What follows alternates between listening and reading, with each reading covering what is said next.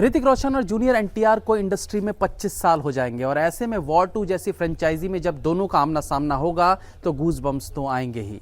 Trailer की length ज्यादा लंबी नहीं रखी गई है और ये ठीक भी है, क्योंकि ट्रेलर में ही पूरी कहानी समझा देने के बाद फिल्म मेकर्स एक्सपेक्ट करते हैं कि उनकी फिल्म देखने लोग थिएटर में आएंगे, तो ये उनकी गलतफहमी है। वॉर 2 का ट्रेलर रिलीज हुआ है और इसी पर आज की हमारी चर्चा रहेगी। मुझे लगता है कि एक बहुत यूनिक काइंड ऑफ ट्रेलर है जिससे बहुत दिमाग लगा के एडिट किया गया है।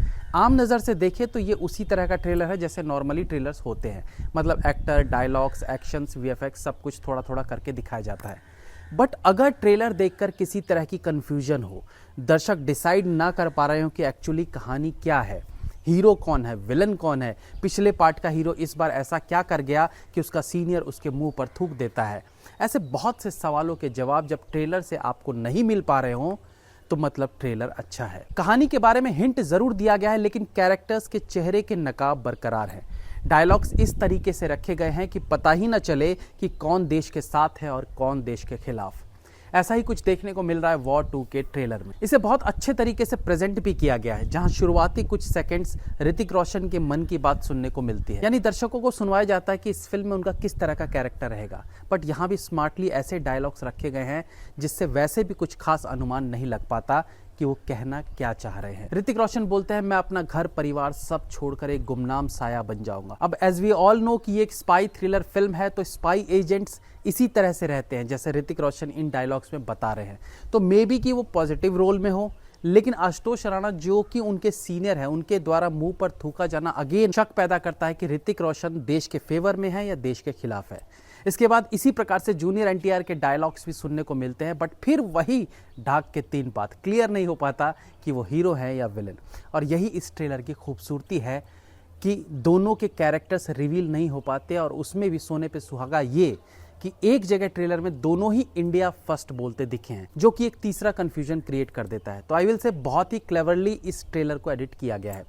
बाकी चीज़ों की बात करें तो टॉप क्लास का एक्शन देखने को मिल रहा है।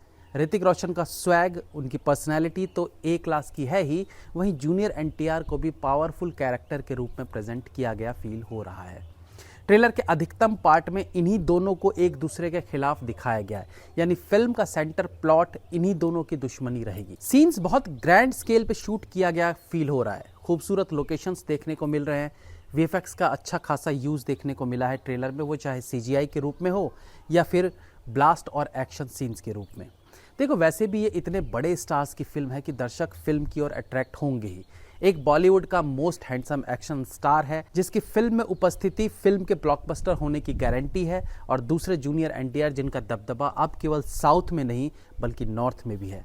ऐसे में दोनों को एक ही फिल्म में एक साथ देखने के लिए कौन एक्साइटेड नहीं होगा। ट्रेलर में एक फोटो में टाइगर श्रॉफ देखने को मिलते हैं, जो आई फील शायद फोटो तक ही रहेंगे, बाकी हु नोस वो फिल्म में कैमियो करते दिख जाए। सरप्राइजेस किसे पसंद नहीं है यार। कियारा आडवाणी का बिकनी शो तो जैसा भी हो, बट ट्रेलर में वो एक्शन करती भी देखी जा सकती है।